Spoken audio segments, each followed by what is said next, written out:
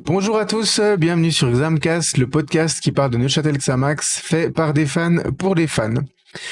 Ce soir, je suis avec Michael. Salut Michael. Salut. Je suis aussi en compagnie de Sam. Salut Sam. Salut. Et donc moi, Mirko. Deux absents de Marc ce soir. Alors, pour tous les fans de Sylvain, on est désolé, mais c'est pas ce soir que Sylvain va faire sa première apparition dans l'équipe de Xamcast. On a contacté les soigneurs du club. Ils espèrent qu'il sera rétabli d'ici la fin du deuxième tour, voire pour le début du troisième tour. Mais on attend un peu des infos plus précises. Là, il est parti en investigation. Et puis, on a aussi Alex qui est absent ce soir. Donc, Alex, mauvaise nouvelle pour lui, son micro s'est fait les croisés en fait à l'échauffement. Donc voilà, il devrait être absent un petit moment, à moins que voilà, il trouve une solution pour le prochain épisode. Mais du coup, Alex, on te salue et puis à la prochaine. Et bon rétablissement surtout. Et bon rétablissement surtout. Alors messieurs, au sommaire de ce 6e épisode, on va faire un débriefing du match du 3 novembre 2023 contre le FC Ville à la Maladière. On va répondre à une des questions de la communauté, j'en dis pas plus maintenant. Et puis, notre père Castor, Sam, fera la partie 3 de l'histoire de Xamax, où il sera question d'une fusion. Voilà, mais comme je le disais tout à l'heure, on va commencer par le débriefing du match contre le FC Ville à la Maladière. Alors, on s'excuse déjà, chers auditeurs, si vous avez l'impression qu'on va un peu se répéter, parce que ce qu'on a constaté en fait, c'est que pour la énième fois, l'équipe a présenté un peu le même contenu, et du coup, c'est extrêmement difficile de ne pas dire des choses qui se répètent concernant notre club ces derniers temps. Donc voilà, réception du FC Ville à la Maladière ce vendredi 23 novembre à l'occasion de je vais pas vous dire de bêtises, de la 13e journée de Challenge League. Xamax Xamax convalescent recevait un FC Ville à l'agonie, on va dire, puisque depuis plusieurs journées, Ville était la pire équipe de Challenge League. Et puis nous étions à peu près juste derrière. J'ai pas fait les statistiques, mais je pense qu'on était sur les 5-6 derniers matchs, on était les deux pires équipes. On était l'avant-dernière, et eux ils étaient sur 5 défaites d'affilée, 11 buts encaissés, 0 marqués. Voilà, ça veut tout dire. Donc, c'était une occasion parfaite pour relancer la machine avec beaucoup d'absence de Châteloise. Et voilà, un VF Civil qui se présentait avec le moral dans les chaussettes et avec beaucoup d'absence pour blessure et pour suspension. Donc, c'était l'occasion de nous relancer. Et malheureusement, cela n'a pas été le cas, puisque ce match s'est terminé sur le score de 2-2, mais avec un scénario de match extrêmement frustrant. L'équipe ayant mené 2 fois au score, alors une fois pas très longtemps, et puis une fois pas très longtemps non plus, on va dire. C'était 2 périodes de temps. Disons, il y a une fois c'était un quart d'heure à peu près, 73 secondes, que je vous laisse un peu vous faire votre avis, mais...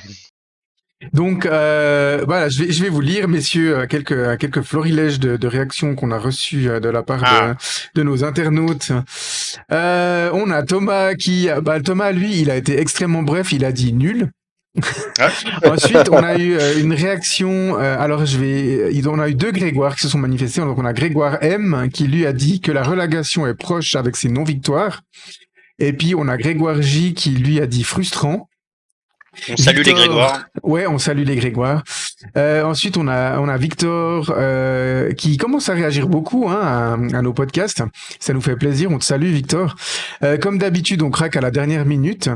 Ouais, c'est un constat implacable. C'est vrai que c'est pas la première fois. On a BJ, je sais plus son prénom à lui, mais qui disait lamentable. Donc, il a été aussi clair et concis que Thomas. Mais le message veut dire la même chose. Et puis ensuite on a Julien. Alors Julien, j'ai une petite pensée pour toi. Je t'ai écrit en PV d'ailleurs, puisque Julien, il nous dit: je trouve trop là, c'est plus possible. Après la saison passée qui était un vrai cauchemar, je vais prendre mes distances. Plus envie de suivre le club. Ça fait 40 ans que je suis pour Xamax et là j'en peux plus. Donc, Julien, je pense que tu es dans nos auditeurs réguliers du podcast, donc on te fait une petite dédicace. Et voilà, on espère que l'équipe va se bouger gentiment et qu'elle te donnera aussi l'envie de revenir au stade et puis de vibrer à la Maladière, parce que quand on voit du beau spectacle, c'était quand même pas si vieux que ça. Lors de la saison Challenge League, on voyait du beau spectacle à la Maladière et puis on a tous envie de revoir ça. Donc, perds pas espoir et puis on espère pour toi que voilà, le club va représenter des prestations à la hauteur du fan que tu es et que nous sommes aussi tous, parce qu'on a envie de voir du beau spectacle. Donc voilà, des réactions quand même sans équivoque. Alors, on va pas se le cacher, chers auditeurs, mais vos podcasteurs étaient un petit peu dans le même état d'esprit à la fin de ce match, messieurs. Ouais, je pense qu'on va garder en privé notre discussion d'après-match. Non, mais non, c'est vrai que en fait, c'est un peu un ensemble de toutes les réactions que tout le monde peut avoir. C'est vrai qu'on peut quand même un peu commencer à avoir, je dirais peut-être une certaine lassitude. Alors pas, comment dire, moi je vais quand même continuer à regarder, mais c'est vrai qu'il y a une certaine lassitude dans le fait de voir un peu journée après journée les mêmes matchs, les mêmes problèmes qui se répètent, et aussi qui nous mènent tout droit au fin fond du classement. Donc ouais, c'est quand même un peu compliqué en ce moment. Ouais, Mm. Sam, t'étais comment toi à la fin du match? Ouais, j'étais quand même un peu dépité. On va dire que quand on marque ce penalty, j'ai sauté de joie, j'étais heureux, on met nos scores et puis l'ascenseur émotionnel arrive 73 secondes, comme tu as dit avant. Ensuite, on marque un bijou de coup franc qui m'a fait littéralement sauter 2 rangs en avant. Et puis ce but qui tombe à la fin, qui est frustrant et décevant. Enfin, puis on rentre à la maison nouveau avec le cœur lourd. C'est clair, Oui, puis c'était un match extrêmement, extrêmement frustrant. Moi, en fait, comme très souvent sur ces derniers matchs, j'ai des réactions qui sont un petit peu différentes d'une mi-temps à l'autre. Une première mi-temps extrêmement décevante, on va pas se cacher. On a tourné autour du but, on a joué à la baballe, on a essayé d'attaquer, mais on a eu toutes les peines du monde à se projeter. Et puis de l'autre côté, on avait un FC Ville qui jouait, on va pas se le cacher, un peu avec le trouillomètre à zéro dans cette première mi-temps. Ils ont surtout cherché à bien défendre et puis à ne pas encaisser de but. Alors ils ont réussi, hein, du coup. oui, Mais c'était la bonne. ça a donné, mais ils ont réussi sans trop de difficultés, donc ça a donné une première mi-temps, somme toute hyper triste. Moi, j'étais vraiment sur ma faim et je me suis dit, mais il faut qu'ils présentent autre chose en deuxième mi-temps. Ils ont souvent été capables de présenter un peu du jeu, un jeu différent en deuxième mi-temps, même si ça s'est pas toujours concrétisé par des buts et puis par un résultat au final. Alors toujours autant de peine en deuxième mi-temps à construire dans le jeu, mais quand même on profite de nos balles arrêtées, ce qui nous était plus arrivé pratiquement depuis le match contre Haro. Et puis des largesses défensives, on se dit mais purée, l'équipe quand ils marquent enfin 2 buts par match, ce qui nous est plus arrivé depuis longtemps, bah ils en encaissent 2 et puis sur des erreurs. Franchement, on peut pas Ouais, dire ouais. que Ville ils ont fait. Alors oui, d'un côté ils ont fait les attaques parfaites parce qu'ils ont profité de nos errances à nous. Mais les errances, elles doivent pas arriver. Et je pense qu'une équipe sérieuse et disciplinée derrière, elle ne prenait pas de but face à ce FC Ville là. C'était pour moi une évidence. Donc extrêmement frustré et puis avec un retour de la fébrilité. L'équipe n'a pas toujours été fébrile défensivement cette saison, hein, loin de là. Il faut l'avouer. Il y a eu des prestations qui sont soldées par des matchs nuls aussi, notamment à Thun où défensivement on a été beaucoup plus solide que ça, mais là l'équipe a été extrêmement fébrile et du coup ça rend le résultat Ouais. final très frustrant. On sentait que tout le stade craignait que ce but arrive, sentait que ce 2-2 allait arriver à un moment ou l'autre, tôt ou tard, mais surtout tard parce qu'on est habitué à prendre des buts tard. Et puis le scénario se produit. On a une équipe qui c'est ce qui peut se passer de pire dans un match parce qu'elle l'a vécu tant de fois ces derniers mois, j'ai envie de dire. Mais une équipe qui est incapable d'inverser le cours des éléments d'un match, incapable quelque part de se révolter, d'empêcher que les choses arrivent comme d'habitude presque, j'ai envie de dire quoi. Donc je suis sorti très très très déçu et très frustré de ce match, ouais. Mm. Ouais, puis non, parce que oui, t'évoques la fébrilité défensive. Bah, c'est un peu comme les buts en fait. C'est-à-dire que sur le classement, évidemment, sur le classement des défenses en buts encaissés, Xamax c'est bien. Mais c'est un peu comme les buts marqués en fait. Les bons débuts. En fait, sur une saison comme ça où on est pour le moment, on est vraiment sur une saison avec deux phases vraiment distinctes et opposées. Bah, le très bon début conditionne nos statistiques actuelles, mais en but marqué et en but encaissé, eh ben, on n'a pas beaucoup de buts encaissés sur la totalité, mais ces derniers temps, on en encaisse pas mal. Et on a pas mal de buts, on va dire. Enfin, on est pas trop mal offensivement sur la totalité, mais ces derniers temps, on marque pas beaucoup. On est vraiment là, c'est vraiment là, cette phase-là. Pour le moment, on est en train de vivre l'exact opposé du bon début de saison. Mhm. Ouais, totalement. Et puis, on a l'impression que c'est un peu le principe des vases communicants. Quand l'équipe défend mieux, elle arrive pas à se créer les occasions, elle marque pas de but. Donc du coup, soit on fait match nul ou on perd le match. Mais quand on trouve la faille Ouais. sur des pénaltys, sur des coups francs, bah voilà, Fatkic il a fait le travail, Del Toro il a fait le travail aussi. Bah derrière, on encaisse au moins autant qu'on marque. Et on avait Et l'impression que si on avait marqué 4 buts ce soir, Ville en aurait marqué 4, quoi. C'est ça. ouais, bah parce que enfin, dès qu'on marque, c'est compliqué derrière, c'est surprenant. Enfin, une ville qui se procure pas grand chose parce que voilà, ils arrivent dans un contexte qui font qu'ils ont plutôt opté pour une solution de bloc relativement bas. Ils essayaient de se projeter, mais à plusieurs moments, ils avaient des opportunités de transition qu'ils ont mal exploitées. Donc même ça, ils le faisaient pas forcément bien, ce qui fait que eux non plus étaient pas très dangereux. Et dès qu'on marque, ils mettent un peu plus la pression et on encaisse au bout de 73 secondes. Ensuite, on remarque, ils mettent un peu plus la pression et 15 minutes plus tard, on ne tient pas. C'est vrai que c'est un peu ça, les vases communicants. On trouve la solution pour marquer et encore, bon, c'est vrai que offensivement, il y a quand même vraiment pas grand chose sur ce match. On obtient ce Non. penalty, voilà, Ben Seghir obtient ce penalty. Ça part quand même sur un contrôle qui est pas forcément bien assuré. Il y a un joueur de ville qui couvre encore. Celui qui provoque le penalty fait une erreur. Mais voilà, on a ce penalty. On a d'ailleurs appris qui était notre tireur, puisque c'était notre premier penalty. Mhm. Donc bon, ben on en profite, même si voilà, ça vient de pas grand chose. On se crée rien, mais on a au moins ce penalty, donc et on a au moins la présence d'esprit d'en profiter et de pas le rater. Derrière un coup Ouais, franc. tu fais bien de le dire parce que à ce niveau-là, je me suis dit, on va le louper ou Ouais, alors Ameter va faire l'arrêt, quoi. Au on point où on serait, en est. Hein. on peut Ah, j'y ai aussi pensé, ouais. un metteur, il te la sort là alors qu'il est bien tiré tout dans le coin.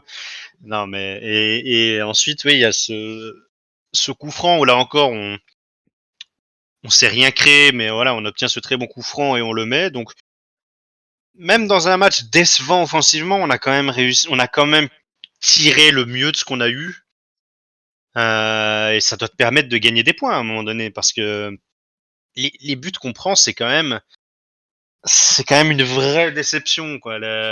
Le premier but, Nico Mayer, il est complètement seul. Les deux défenseurs centraux sont hyper écartés. Euh, on est dans une défense de surface avec Ajrovic qui est limite à l'extérieur de la surface. Donc Nico Mayer, il est tout seul. Il a le temps de se retrouver, de se retourner sur la passe de Moonviller. Puis ensuite, il envoie un beau ballon pour Baloul qui fait l'appel. Ça doit vraiment pas arriver. Et le Non. deuxième, c'est encore pire. Le deuxième, c'est encore pire. Le mec, Moonviller, il envoie une très belle frappe. On peut discuter 10 ans sur le fait que c'est très improbable de prendre un but pareil. Mhm. Mais quand tu laisses les conditions pour que ça arrive, ben, c'est Ça arrive. difficile de se plaindre Villers, derrière. c'est un joueur Il, qu'on connaît. Ça fait des années et des ouais, années ouais, qu'il bah, évolue dans le championnat. On sait que c'est un joueur de bon niveau, qu'il est capable de produire ce genre de phase de jeu. oui, Mhm. Voilà. c'est, Mais c'est là aussi, c'est les vases communicants parce que en même temps, Xamax joue mal, donc ça permet à Ville de pouvoir jouer bien, mais il passe de pouvoir jouer bien à jouer bien. C'est-à-dire que le but de Baloul, il arrive parce que Mayer, il a pas raté sa passe. Il a l'occasion de la faire et le geste Mhm. technique est sûr. Et on a l'impression que dans cette phase de jeu, si ça avait été nos joueurs, eh ben, l'équivalent de Mayer Xamax, la passe, elle serait pas arrivée dans l'équivalent Baloul, dans les pieds de l'équivalent Baloul. Et puis ensuite, il a fait un geste qui était, et le but, il était pas tout fait, hein. Il fallait encore bien réussir Non, mais voilà. la Malgré. mettre. Donc, il y a eu un enchaînement comme ça on profite des largesses de l'équipe, mais on fait les gestes justes et on a l'impression que, voilà, nous, ça, faire les gestes justes offensivement et en faire 3 justes à la suite, un décalage, une passe décisive et puis le tir La finition. cadré, la finition, eh ben, on n'y arrive pas sur une base régulière. On a Mhm. besoin d'énormément d'alignement d'étoiles, j'ai presque envie de dire, pour que on marque des buts, quoi. Bah, faut être Ouais, c'est un honnête. peu ça. On marque. Alors, on a nos 2 coups de pied arrêtés. Mais c'est Ville qui a les meilleures actions dans le jeu. Ils en ont que 2, mais ils les ont mises. Ouais. C'est Ville qui a les meilleures actions, puisque ces 2 actions-là ont été faites dans le jeu. Nous, alors, mais ensuite, comme je dis, on maximise nos chances, c'est-à-dire on n'a pas grand-chose, on en a fait quelque chose, parce que on rate pas le penalty et on met ce coup franc, donc très bien. Ouais, c'est des buts qui comptent, hein. Je veux dire, c'est pas des buts de raccro. C'est des buts qui comptent, mais voilà, c'est vrai que c'est quand même Ville qui a les actions sur ce match, pas énormément, mais voilà, dans le jeu, c'est quand même eux qui produisent un tout petit peu plus, même s'ils n'ont pas fait grand-chose. Hein. Non, mais Et ça on les a suffit. laissés prendre confiance, c'est ça qui Ouais, était. et ça suffit Tout à à fait, égaliser. C'est ça le problème en fait. Ça suffit à Ville pour égaliser, alors que c'est c'est presque une victoire toute faite. Enfin, ouais, les 2 buts, c'est quand même des très grosses erreurs. Et Ouais. c'est vraiment frustrant. C'est avec ce deuxième, Mudwiller, qui est complètement lâché par Fatkic. Ensuite, il y a le bon 1-2, enfin le bon décalage d'Altman. Et puis, lui, certes, il envoie un but improbable, mais encore une fois, surtout à la fin, quand tu renforces l'axe en mettant Epito, tu assumes de vouloir défendre les dernières minutes. C'est hallucinant qu'il se retrouve tout seul. Ouais. Là, tu ouvres du coup un chapitre important, c'est celui du coaching. On s'est toujours, chers auditeurs, pardon, un peu refusé jusqu'à maintenant de parler de coaching. Mais là, nous avons quand même des choses à dire. Euh, une composition de base un petit peu changée, on va dire, par rapport à son 11 habituel pour Uli Forte. Et puis cette fois, il avait, on va dire, au niveau milieu et puis attaquant, joueur offensif, il avait pratiquement tout l'effectif qui était à disposition. Donc il a fait des choix d'hommes, des choix tactiques. Il n'a pas fait des choix obligés comme une semaine auparavant à Sion où on avait quand même 2 joueurs qui étaient suspendus. Et puis, donc, il avait choisi de titulariser Selim Benseguir dans le poste très souvent occupé par Iser Aliou depuis le début de la saison, à savoir ce poste de milieu offensif dans le 4-2-3-1. Il avait également choisi de titulariser Jessé Autier au poste d'avant-centre. Et puis, il avait aussi choisi de titulariser Fabio Saiz aux côtés de Kenan Fatkic dans l'axe du milieu de terrain. Qu'est-ce que vous vous êtes dit au début du match en voyant cette composition? Que c'était des changements que j'attendais, honnêtement. C'est vrai que c'est là qu'on voit quand même que il y a pas qu'une vérité dans le foot. Hein. La composition, moi, j'ai eu le sentiment que, compte tenu de ce qu'on a vu ces derniers temps, des entrées respectives de chacun de ces joueurs, j'ai eu l'impression que c'était peut-être le meilleur 11 à faire. Ben Seguir, on voyait par rapport à ses entrées qu'il commençait à mériter sa première titularisation. On en avait parlé pendant le podcast. Tout à fait. Autier, il a fait des choses intéressantes. J'étais pas contre le fait, tu vois, de tenter un changement en avant-centre aussi, puisqu'on on en a déjà fait, on avait déjà fait jouer plusieurs, etc. Donc je comprenais ce choix. Même size. Pour moi, c'était vraiment cette composition, je l'attendais un peu. C'est un peu une composition que j'attendais, donc je trouvais que le choix d'homme était bon. Malheureusement, c'est vrai qu'ensuite, ceux qui ont fait des entrées intéressantes, ceux qui étaient intéressants en sortie de banc, l'ont été quand même beaucoup moins en tant que titulaire, parce que Ben Seguir, il fait quand même vraiment un match compliqué. Ouais. Parce qu'il perd un nombre de ballons hallucinant. Heureusement que Ville exploite très mal ces situations de transition. Autier, c'est pas forcément que de sa faute, mais c'est clair qu'il a Non. été plutôt invisible et dans ce rôle-là, c'est clair que un Rap correspond peut-être mieux parce qu'il a été plus intéressant dans ses entrées. Mais je comprenais tout à fait de pas le mettre titulaire parce que Rap avait été décevant avant. Donc, il était surtout peut-être un peu incertain avec sa cheville. Il pouvait peut-être pas tenir une mi-temps ou mais 60, pour 70 moi, minutes. même s'il était à 100%, le Mhm. choix Autier, je l'aurais fait. En fait, j'ai trouvé que le choix d'homme était bon. Ouais. C'est vrai qu'ensuite, sur le terrain, ça s'est un peu moins vu avec Autier un peu invisible et comme je disais, Ben Seguir qui pour le coup fait vraiment un match compliqué. Ouais, pour moi, j'ai vraiment pour la performance de Jesse Autier, j'étais vraiment frustré pour lui en fait, parce que ça a dû être un match horrible pour lui. Il a pas pu montrer ses qualités sur ce match. Il a quasiment reçu aucun bon ballon à exploiter. Totalement. Bah, il était Enfin, il a en reçu des remise. ballons dos au but ou sur le Ouais. côté, mais là où on l'attendait, c'est-à-dire à la finition dans les 5 mètres pour pousser des ballons au fond ou autre, ou être dans des bonnes positions de frappe, il a eu aucune occasion pour se mettre en valeur. Après, c'est aussi une question de mobilité, hein, de pouvoir se créer les occasions avec les bons appels. Mais je dirais que globalement, il a quand même surtout été utilisé, oui, pour faire des remises dos au but. Mm. Et oui, bon, bah, sans grande surprise, c'est un rôle qui correspond plus aux qualités de Rap, qui a été beaucoup plus en vue, ne serait-ce que pour même avec ses 25 minutes de jeu, il a été beaucoup plus en vue. Voilà, c'est clair que c'est des qualités qui correspondent plus à Rap, c'était pas forcément Ouais, simple. alors il a pas explosé il a pas tout explosé non plus, hein. Mais Non, mais bon, mais c'est vrai que Autier, on l'a vraiment pas vu, quoi. non, on l'a vraiment pas vu, c'est Non, clair. pas Mais du tout. Ouais. mais en même temps, moi j'aurais dû mettre une note à son match, ça aurait été compliqué. Parce Ah ouais, que clairement. lui mettre une mauvaise note parce qu'il touche pas de ballon et il est pas responsable de ça, ok, mais on peut pas lui mettre une bonne note non plus. Il a pas montré grand chose, donc voilà, c'était compliqué. On a encore constaté aussi que le jeu de notre équipe penchait vraiment beaucoup trop sur la gauche. Cette Ouais, fois, ça a ouais, ouais. été, c'était flagrant. On voyait déjà les choses dans les précédents matchs, mais là, c'est sur ce match-là, c'était on ne peut plus flagrant. Et puis, en même temps, les rares fois où c'est parti à droite, on a eu des centres au quatrième poteau. Ouais. C'était. Non, mais je pense qu'on doit être sur du 90-95% sur du côté de Surdé en première mi-temps. Ça fait un circuit de passe extrêmement identifié et prévisible. On a surexploité ce schéma. En fait, et même à droite, en fait, ça penchait tellement à gauche que Del Toro, il avait même tendance à être plutôt axial par moment. Ouais, c'est Parce clair. que ça, donc, Ouais. ouais. Non, là, pour le coup, c'était quand même franchement caricatural, hein, à ce niveau-là. Clairement. Du coup, ça fait que, ouais, ça, Surdé doit éliminer ou essayer de prendre de vitesse, prendre l'espace.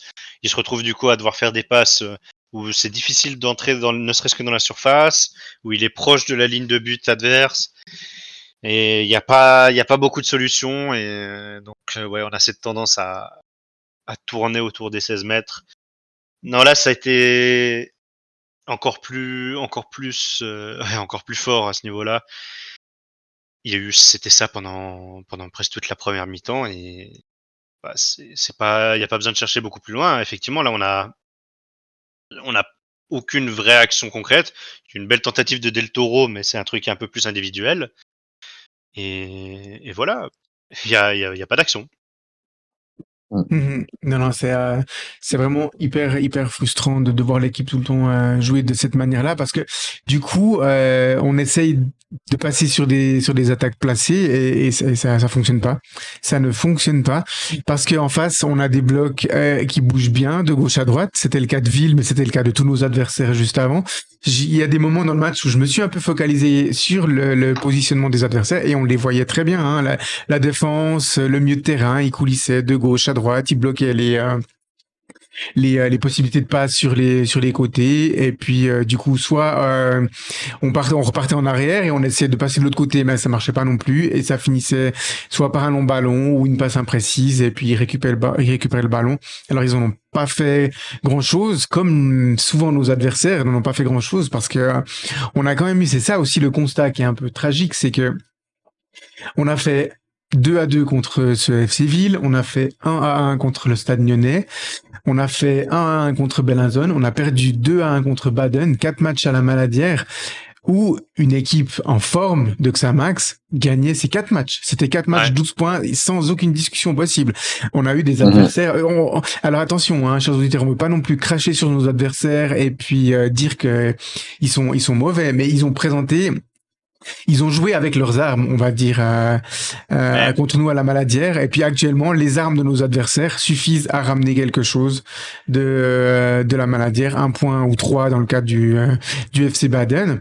Alors que en jouant de manière un peu plus sérieuse derrière, de manière un peu plus créative, eh bien, il y avait moyen de les gagner ces 4 matchs. ouais, mais c'est même pas une question de cracher sur l'adversaire, parce que Baden est meilleur que nous actuellement, donc c'est même pas ça. C'est que c'est pour c'est plus que c'est intéressant de le noter ces matchs à domicile parce que tu parlais de Bellinzone. Bellinzone pour le coup, on a vraiment pas mal d'actions et on les rate. Baden, on a les actions et on n'arrive pas à les mettre. Et Stade on prend Lyonnais 2 buts aussi. stupides. Et oui, et Stade Lyonnais aussi. Et Ville, on n'a pas forcément beaucoup d'actions, mais voilà, le scénario du match fait que on aurait quand même dû tenir. Donc c'est vrai que c'est Mhm. des matchs, c'est des matchs où là, pour le coup, une équipe un peu plus en forme les gagne, parce que même dans notre forme actuelle, ça aurait pu suffire. En fait, c'est ça, il y a ces quelques matchs-là, Baden, je pense ouais, à Baden, à Stade Lyonnais, à Bellinzone, c'est ces quelques matchs où on est bon offensivement, on se crée des occasions de qualité, et les rares fois où on fait une prestation offensive aboutie, eh ben on manque de finition. Enfin, Mhm. on manque de qualité dans l'efficacité. Et donc en fait, on a un peu on cumule un peu le pire de deux mondes, où souvent on est trop pauvre et quand il y a des éclaircies et des matchs un peu avec un peu plus de qualité dans la production des occasions, eh ben on rate des montagnes. Donc c'est vrai que ça ressemble un petit peu à une équipe qui va lutter contre la dernière place. Ça, hein. Mhm. Non, très clairement. Si on prend trois paramètres, c'est-à-dire la créativité, la finition et la sérénité ou la solidité, on peut l'appeler comme on veut, derrière, Neuchâtel Xamax, depuis cette victoire contre Thun, n'arrive pas à produire des matchs avec ces 3 paramètres réunis. Non. C'est Ouais. alors quand tout va mal, il y en a aucun des 3. Et puis très souvent, il y en a un ou deux, mais jamais les trois complets. Donc quand là contre Ville, on a eu la finition, mais on n'a pas eu la créativité et enfin on a eu la finition sur des balles arrêtées, mais on n'a pas eu la créativité et on n'a pas eu pour se créer des actions dans le jeu et on n'a pas eu la solidité, la sérénité pour tenir le FC Ville en respect au moment où eux avaient besoin d'attaquer et de marquer. Et puis voilà, je vais pas refaire tous les matchs, mais c'était un peu ce constat-là. Et puis force est de constater que c'est ces 3 éléments dont on a besoin pour gagner des matchs de foot. Donc actuellement, sans ça, on peut pas prétendre gagner des matchs de foot. Le constat, il est implacable pour moi. Xamax actuellement, si elle se ressaisit pas à ce niveau-là, on peut pas prétendre gagner des matchs contre des adversaires de Challenge League. Il est C'est très ça. inquiétant surtout parce que bah, maintenant on a les matchs cruciaux hein, avec les Baden, les Bellinzone, les Schaffhouse, avec Ouais, aussi et deux puis c'est les matchs 3 matchs à l'extérieur. En plus, il ouais, y aura avec entre. deux Mhm. matchs, ils sont tous à l'extérieur, ouais, avec deux matchs à domicile contre Vaduz et Haro. Euh, je veux dire, si ça se poursuit jusque-là, on sera dernier à la trêve. Donc maintenant, c'est le dernier moment. Hein. Si on fait une bonne série contre ses adversaires directs, bah c'est sûr que tu décolles au classement. Mhm. Mais sinon, là, j'avais déjà évoqué ça il y a quelques épisodes en étant encore un peu plus sur la retenue, mais bon, là maintenant c'est clair qu'on est une équipe qui joue pour le maintien. Et, et on peut même passer comme favori à la relégation si on se remet pas vite, parce qu'on va bientôt être dernier. C'est mathématique puisqu'on joue contre tous les adversaires directs maintenant.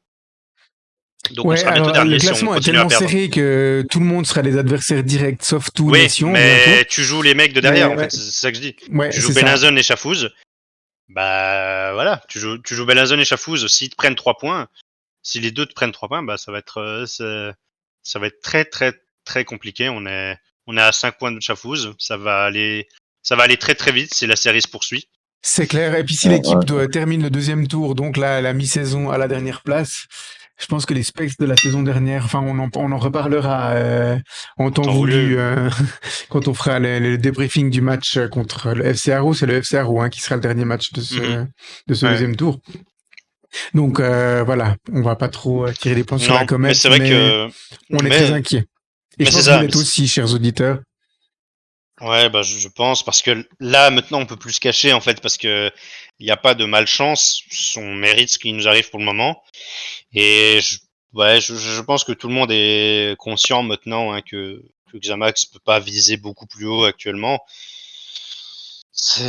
C'est inquiétant. Ouais, on verra ce que ça donnera cette série de 4-5 matchs avant la trêve. Mais ouais, c'est vraiment impératif maintenant de gagner parce que bah on y est quoi hein, maintenant. On y Ouais, est. c'est ça, on est dans le dur.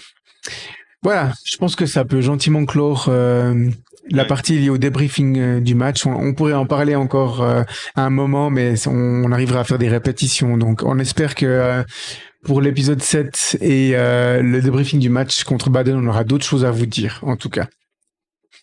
Voilà, du coup, ça nous permet de passer à ce deuxième chapitre, la question de la communauté. Donc, on avait posé sur nos réseaux sociaux, comme on le fait souvent, une question à la communauté.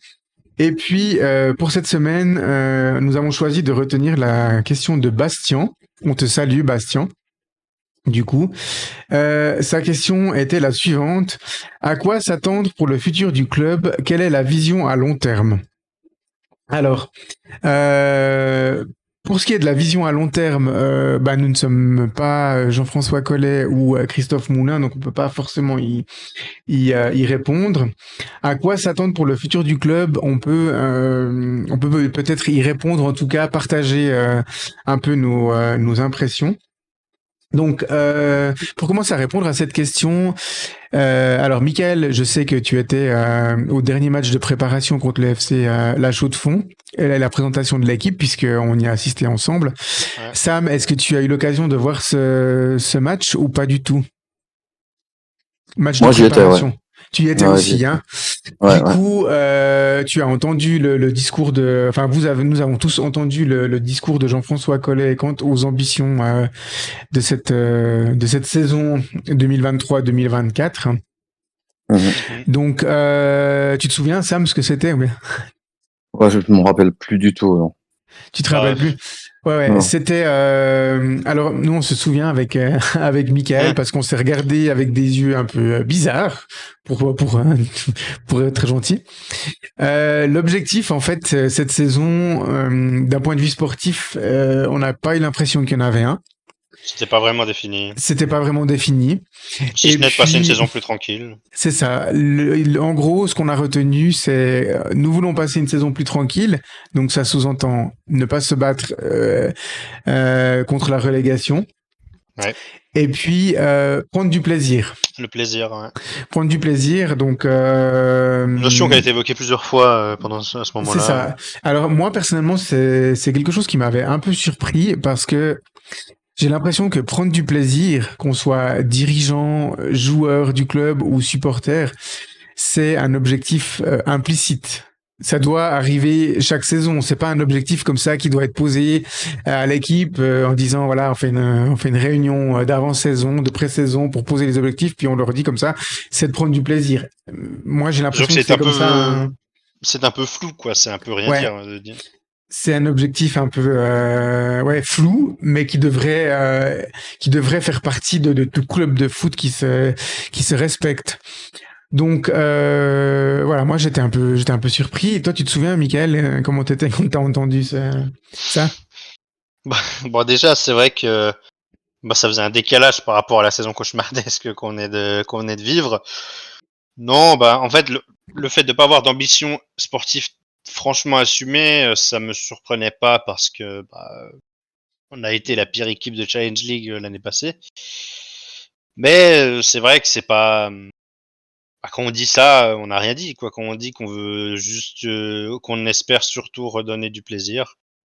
Oui, c'est vrai que ça c'est les équipes qui jouent la montée espèrent prendre du plaisir. Les équipes de milieu de tableau aussi. Enfin, c'est vrai que c'est pas hyper concret. Donc voilà, bon, j'en suis pas ressorti avec, disons, une idée très claire de quel était l'objectif à moyen terme. Mhm. On a l'impression que il y a comme ça un peu une espèce de confrontation entre la situation actuelle du club, je parle d'un point de vue sportif et puis financière, mais aussi la très belle histoire de notre club. Neuchâtel Xamax, pendant très longtemps, c'est un club qui a joué en Super League. Pendant des années, c'est un club qui jouait l'Europe, la Coupe d'Europe. Et puis, je sais que Sam et moi, on a connu cette période-là en direct, et puis vous êtes certainement aussi Ouais. plusieurs parmi nos auditeurs à être un peu encore sur le passé glorieux enfin, à vouloir retrouver le passé glorieux de Neuchâtel Xamax, et puis d'avoir un directoire qui a des ambitions sportives importantes. C'est-à-dire là où on en est maintenant, l'ambition que la plupart des gens aimeraient, c'est de dire on veut remonter en Super League le plus rapidement possible. Parce que on est le Châtel Xamax, parce que c'est un club qui pendant longtemps jouait en Super League, jouait l'Europe, et puis qu'on veut redonner ses lettres de noblesse au club. Alors il y a ça d'un côté, et puis de l'autre côté, il y a la réalité économique et sportive. Économique tout d'abord parce que même si on a un budget qui est tout à fait honnête pour la Challenge League, si je me trompe pas, on est le deuxième budget derrière Sion ou peut-être troisième derrière Haro. Je sais pas, j'ai pas sorti les chiffres pour ce podcast, mais en tout cas on est dans On n'est pas là, sauf erreur. on est dans les plus gros budgets de la ligue. On n'est pas dans les plus petits budgets comme quand on était en Super League où là on était largement le plus petit budget de Super League. Et puis, mais on a un budget qui est quand même beaucoup plus bas que ce qu'il était il y a quelques années en arrière, sous les présidences Facchinetti, Pedretti et Bernasconi. Et puis, il y a surtout la terrible réalité sportive. Si la saison dernière n'avait pas été une saison particulière quant au règlement de la Swiss Football League, cette année, Neuchâtel Xamax FCS serait un club de Promotion League. Oui. Ouais. Sans hésitation.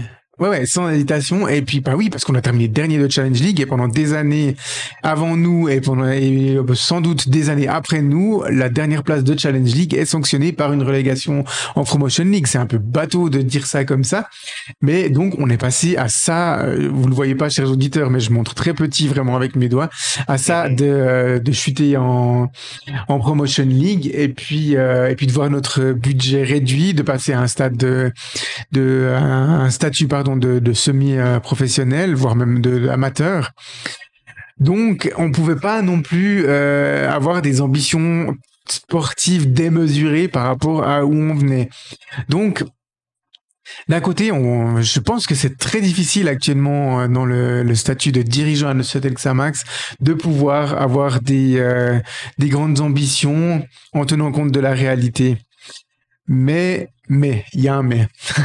Je pense que le peuple neuchâtelois, l'ensemble des supporters neuchâtelois, ils ont envie quand même qu'on ait un petit peu plus d'ambition et on a l'impression quelque part que c'est aussi l'ambition qui construit le contingent, c'est aussi l'ambition qui motive les joueurs et une équipe, c'est aussi l'ambition qui professionnalise le club gentiment.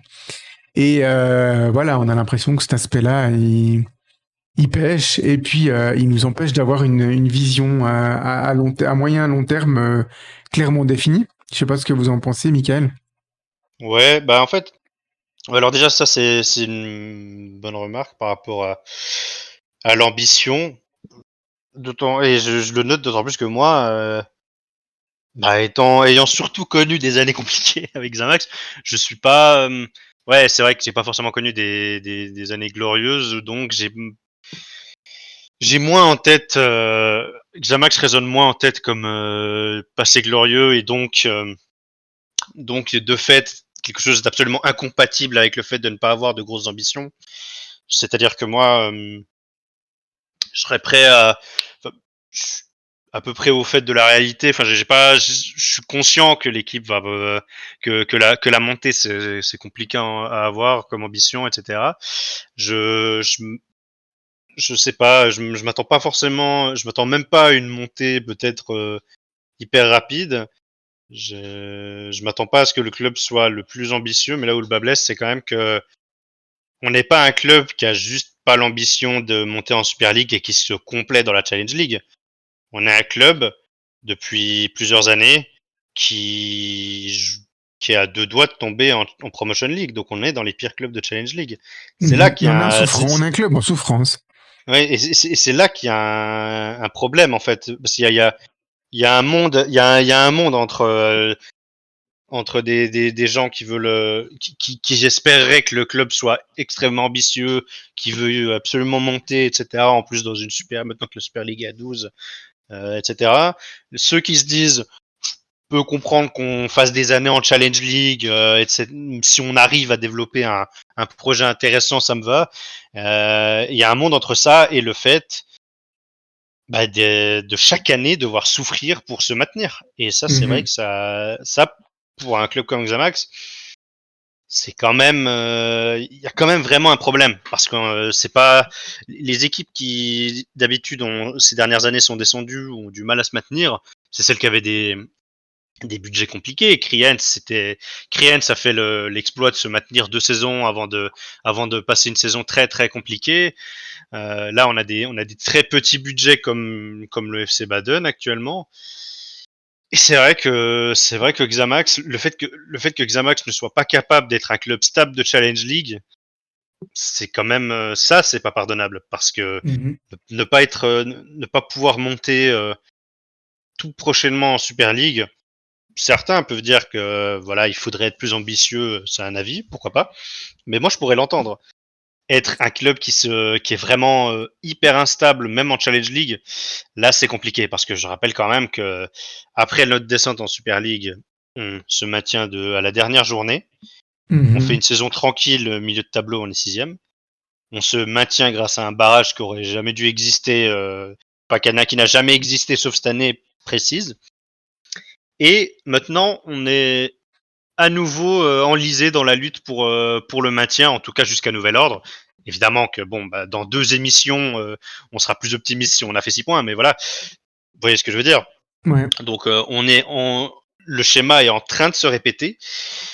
Et voilà, c'est plus là que le bas blesse vraiment, c'est que Xamax on n'est même pas un club qui se complaît dans la Challenge League, on est un club qui doit souffrir chaque année pour rester en Challenge League. Et ça, c'est assez hallucinant quand même. Mais selon vous, messieurs, je donnerai un peu mon opinion aussi, mais qu'est-ce qui manque à Xamax pour être un club qui peut prétendre à plus d'ambition? Sam? Déjà que le propriétaire mette le dise haut et fort les ambitions qu'il veut avoir pour le club, qu'il le dise aussi à ses joueurs. Parce que comme vous l'avez entendu contre le match de la Chaux-de-Fonds, il n'était pas clair dans ses ambitions. Donc le club peut pas grandir et avancer s'il n'y a pas une ligne droite qui est écrite et faite. Ça, c'est pas faux parce que, au sortir d'une saison très douloureuse, qu'on parle pas de montée, c'est une chose. Mais c'est vrai, en un sens quand même, que le discours on n'a pas on verra tant qu'on prend du plaisir, quelque part, ça veut tout et rien dire et ça donne pas une ligne directrice au club. On se demande à quoi sert cette saison. Même si on finit milieu de tableau, à quoi sert cette saison si on a en plus des joueurs qui vont s'en aller, certains qui vont rester, avec une certaine instabilité dans le club. On se demande à quoi sert cette saison si ce n'est à exister parce que on n'a pas l'impression qu'on est en train de développer quelque chose pour l'avenir. C'est plus ça le souci. Mais non, c'est clair. Et puis si on compare, alors toute proportion gardée avec certaines équipes de Super League, je vais pas les nommer là parce que j'ai pas forcément des exemples précis en tête, mais il y a quand même une certaine logique sportive En Suisse, on le sait, qu'on évolue en Super League ou en Challenge League, qu'on soit Xamax, Casso, Winterthur, Young Boys ou Stade Lausanne, garder ses meilleurs joueurs, c'est extrêmement compliqué. Les meilleurs joueurs de Ouais, Challenge League partent en Super League, les meilleurs joueurs de Super League dans le bas de tableau partent dans des équipes du haut de tableau, et les meilleurs joueurs du haut de tableau à l'étranger. partent à l'étranger. Il y a une logique. Donc un club suisse sait qu'il doit vivre de cette manière-là. Il doit vivre avec la rotation de ses meilleurs joueurs. Donc nous, on le sait déjà, nos meilleurs joueurs, ou on va dire les joueurs qui ont la plus-value la plus importante au club, nous, en tant que supporters, on les a déjà identifiés. Et on Et sait qu'ils j'ose vont partir, hein. espérer, voilà, c'est ça, on sait qu'ils vont partir à un moment ou l'autre. Et C'est pas un puis, on problème en soi, espère hein. que, non, c'est pas un problème en soi, mais on espère que la direction, elle a compris ça, et puis qu'elle est déjà quelque part en train de travailler avec les remplaçants de ces joueurs-là, Ouais. parce que c'est ça qui fait la différence avec les bonnes équipes aussi en Suisse, c'est que quand on a un joueur, si on prend un Fabian Rieder avec Young Boys, tout le monde savait que depuis au moins 6 mois, voire une saison, il allait est courtisé. partir. Ou il y a encore Castrio Timry quand il est parti de Servette pour aller à Young Boys. C'était acquis que c'était des joueurs qui allaient quitter le club à un moment ou l'autre, et l'équipe a déjà travaillé sur les remplaçants, soit en allant recruter à l'étranger, soit en allant recruter dans son propre centre de formation, soit en allant recruter dans d'autres équipes en Suisse. Donc il y a de l'anticipation, et on a l'impression que cette partie-là, on l'a pas actuellement. Et Ouais. on l'a pas, pourquoi? Parce que Xamax, d'un point de vue transfert et joueur, n'est plus devenu un club attractif. Vous êtes actuellement un joueur de l'étranger qui veut percer en Europe, ou un joueur de troisième division française qui veut venir tenter sa chance dans le championnat suisse. Vous êtes approché par Xamax. Vous regardez un peu l'historique des 3-4 dernières saisons, ben ça fait pas envie. Et puis dans le même temps, vous avez peut-être un FC Haro qui vient vous approcher, ou bien un Stade Lausanne, qui vous propose peut-être encore un meilleur salaire en plus. Le choix, il est vite fait, malheureusement. C'est quand même assez tragique. Donc, on n'arrive pas à retenir nos meilleurs joueurs, mais ça, c'est normal. Mais deux, on n'arrive pas à les remplacer parce qu'on n'arrive pas à anticiper les recrutements à des postes clés. Mais c'est le Et- point central, en fait. Ouais, vas-y, je continue. Ouais, c'est vraiment le point central. Et puis, au-delà de ça, on a aussi un phénomène que moi je commence à nommer un peu le syndrome Xamax. Voilà, c'est un peu bateau, hein, j'ai pas trouvé d'autres noms. Peut-être vous allez m'aider à en trouver un autre. On a depuis 4 saisons dans nos contingents des très bons joueurs de football. On a eu des mauvais, mais on a aussi eu beaucoup on va dire, d'assez bons joueurs de football, ou de très bons joueurs de football qui ont performé avant nous. C'est pour ça qu'on s'est intéressé à eux, qui ont sous-performé chez nous, soit vraiment sous-performé sur le terrain, soit diminué à cause de blessures qu'ils n'avaient pas ailleurs. Et puis ensuite, c'est des joueurs qui ont quitté Neuchâtel, et puis qui ont encore brillé après. Alors des fois, en allant dans la même division, ils sont pas forcément repartis plus haut, mais on pourrait une fois dresser une liste de ces joueurs-là. Je vous jure qu'on arrive facilement à faire presque 2-11 de joueurs qui sont passés par chez nous, qui n'ont pas performé selon les attentes, mais qui ont performé avant et ou après. C'est juste incroyable. Je sais pas si ça vous évoque quelque chose, ce phénomène-là. Oui. Si vous avez... Bah ça, je suis d'accord, mais après, c'est vrai que moi, ce qui me...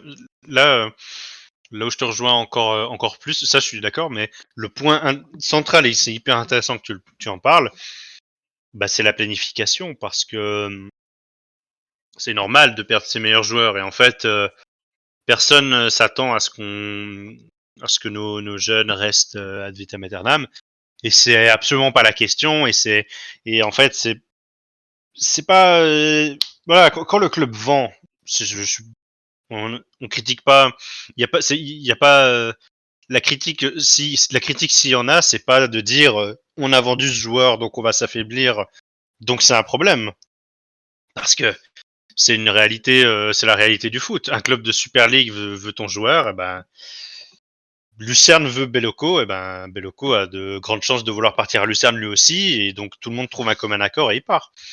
Donc c'est pas pour citer cet exemple. Donc ça, c'est pas un souci.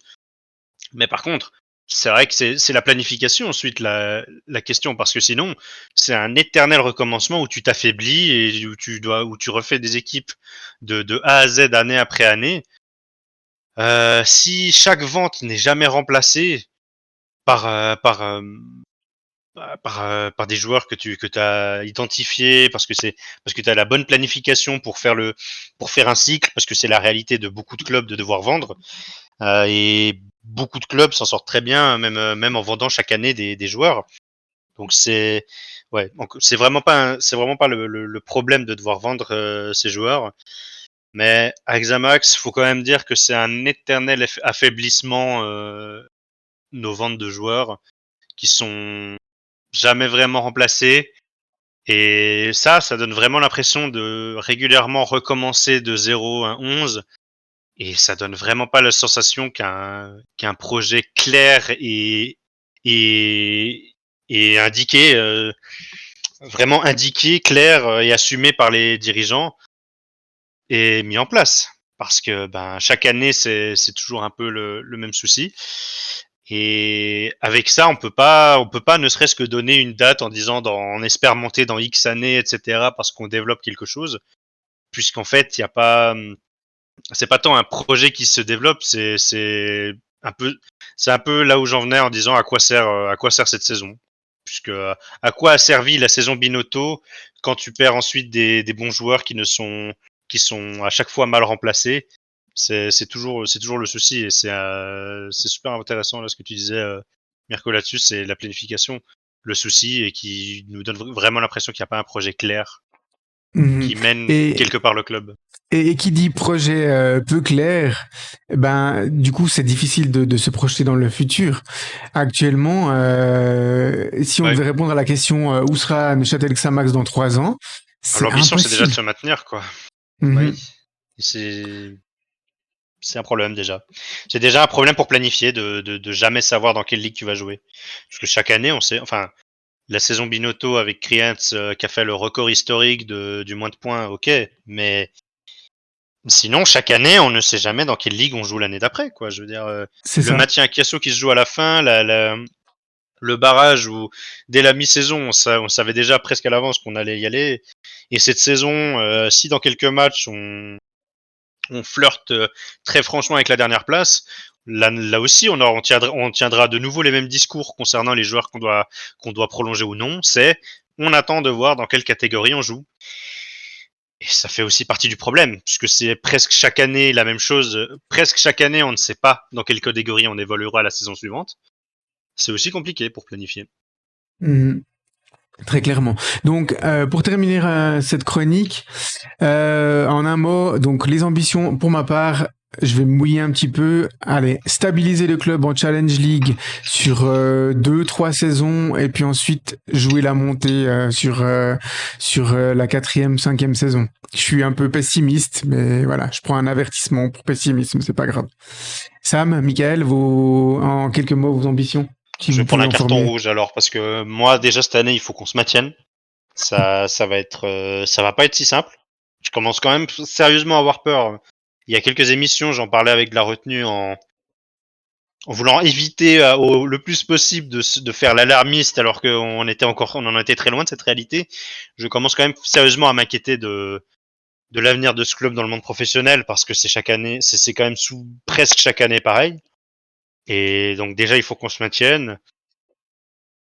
Je sais pas trop si le club a réellement une ligne directrice qui le conduira en Super League dans les prochaines années, pour être tout à fait honnête. Ok, donc carton rouge pour Michael, on verra combien de matchs il prend de suspension. Désolé à Sam, l'équipe, tu peux j'ai lâché formuler, l'équipe. tu peux formuler quelques ambitions, toi, ou tu préfères être prudent? Enfin, quelques projections, Sam. Alors moi, en début de saison, je me voyais dans les, je sais pas, 5 6e du classement. Je me suis dit qu'on faisait un bon début. Là, c'est vrai que je commence à avoir peur. Alors, ben, l'ambition, maintenant, je me dis qu'on va lutter contre la relégation. Mais je pense quand même à croire qu'on va pouvoir se relever parce qu'on joue pas comme la saison passée. Il y a quand même quelque chose, une sorte de petite flamme, mais à voir si elle va pas s'éteindre sur ces 5 derniers matchs, si je me trompe pas. Mais je pense que ça va aller, mais je reste quand même C'est ma retenue. Quoi. Sur des ambitions déjà, tu restes à court terme, toi. Pour le moment, c'est difficile de voir à long terme. C'est trop compliqué en ce moment de voir à Ouais. long terme quand chaque année tu sais pas dans quelle catégorie tu évolues la saison suivante en fait aussi. Non, c'est clair. Moi, je me suis un peu lancé. J'espère que ça se passera comme ça, peut-être même un peu plus vite, mais voilà, j'ai un peu peur d'être déçu. Voilà, Là, du coup, Bastien, on espère qu'on a. Oui, Mickaël, Sam, pardon. juste pour rajouter, là, si j'analyse les 4 dernières saisons, j'ai l'impression qu'on fait un peu le même parcours que Chiasso, mais j'espère qu'on va pas se cracher comme eux. Ouais, alors eux, ils ont craché administrativement, ils ont pas craché sportivement finalement, alors que. Si, ils sont non. descendus sportivement. Ah Après, oui, non, ils sont. Ah oui, c'est juste, ils sont descendus sportivement en là. fait, ils ont fait faillite, Contenu. mais c'est juste que C'est ça. ils ont été sur le fil très longtemps et ça a fini par lâcher au bout d'un moment. Ah oui, non, j'ai confondu Ouais. avec Volen, ouais. Et Ouais. j'ai envie de dire, si chaque année on lutte contre la relégation, On y prend le à chemin. un moment donné, on va tomber. Je veux dire, c'est pour ça que les matchs qui arrivent, c'est maintenant qu'il faut se reprendre. C'est pas qu'on sera dernier avec 2 points de retard. C'est C'est clair. ça. Ok, voilà, Bastien, on espère qu'on a répondu à ta question. Et puis, du coup, ça nous permet de passer à notre troisième et dernier sujet de cet épisode. C'est la chronique de notre père Castor Sam sur l'histoire du club. Qu'est-ce que tu as à nous raconter aujourd'hui, Sam? Bah, ce que je vais vous raconter est déjà un peu plus positif de ce qu'on a vu ces derniers temps. Oui, Alors, merci de nous mettre un peu de baume au cœur. Ouais, c'est avec plaisir. Alors, ça se passe le 16 juin 1970. Après de longues discussions, les deux clubs, le Cantonal et puis le Xamax, décident de suivre la voie la plus rationnelle et la fusion des deux entités. C'est là que Neuchâtel Xamax est né. Lors des années 70, et plus précisément lors de la saison 73-74, Neuchâtel Xamax terminera 7e alors que c'est leur première saison dans l'élite. Il faut rappeler qu'il y avait 14 équipes cette saison-là, dont Chiasso, Chaux-de-Fonds et le Chênois. Ah bah voilà, décidément, Kiasu. Ils nous ont emmerdés depuis le début, ceux-là. Ah, ils nous lâcheront pas. De 75 à 77, Gilbert Gress sera un entraîneur-joueur de l'équipe. De 78 à 79, il y aura Michel de Castel, Hans-Peter Zog, Christian Gross et un certain Christian Constantin sous la houlette d'Heinrich Je connais pas. Vogel. Je connais pas non plus. Et en 1979 est aussi la succession de pouvoir entre Gabriel Monachon et Gilbert Facchinetti, ce dernier devenant à son tour président de Neuchâtel Xamax. Je pense que j'aurai quelques épisodes à raconter sur notre cher Gilbert. Tu connais pas lui non plus ou... Bah, j'en ai un peu entendu parler, mais juste une ou deux fois, sans plus. Ouais, Il me semble qu'il y a son effigie au stade, mais je suis pas sûr que ce soit lui. Ah oui, c'est lui. Ok, d'accord. Ah, c'est pour ça l'image, d'accord, la photo. Tout s'explique. Ok, bah merci Sam pour ta chronique toujours super intéressante à suivre. On se réjouit déjà d'entendre la suite et de parler de notre Gilbert emblématique. Enfin, Avec de nos plaisir. Gilbert emblématiques, hein, puisqu'il y en avait deux qui ont été quand même très emblématiques au sein de notre club. Oui, c'est vrai. Ouais. Ah, les choses vont devenir plus intéressantes à partir de maintenant. C'est clair. Voilà, messieurs, on arrive gentiment à la fin de cet épisode. Donc, prochaine échéance pour nos Xamaxiens, ce sera ce vendredi 10 novembre avec un déplacement aux Petits Oignons à Baden. Alors, c'est un déplacement... alors, d'un côté, j'ai envie de dire qu'il se passe comme la dernière fois, mais pas comme la dernière fois, parce que la dernière fois que nous avons joué à Baden, on s'est qualifié... on s'est promu en Promotion League, mais c'était quand même sur une défaite. Puisque nous avions gagné 2-0 à Neuchâtel, on avait perdu 2-1, donc j'espère que l'issue du match en soi sera un peu différente. Et puis c'était 2-0 au temps réglementaire, du coup. Ouais. C'est vrai on aimerait peut-être pas prendre 2-0. Mais... Non, Michael Rodriguez qui élève son pied à 90 degrés pour toute une lucarne. Sensationnel. Ouais, les barrières tiennent un peu mieux maintenant. Ça sera l'objet d'un match de légende, n'en dites pas trop. C'est ça. Voilà. Ok, voilà. Merci beaucoup, chers auditeurs, de nous avoir écoutés. On espère que ça vous aura plu. Et du coup, merci à toi, Michael. Merci à toi, Sam. Et puis, on se retrouve à tout bientôt pour le 7e épisode. Bonne soirée. Ciao, ciao, bye bye. Bonne soirée. Salut.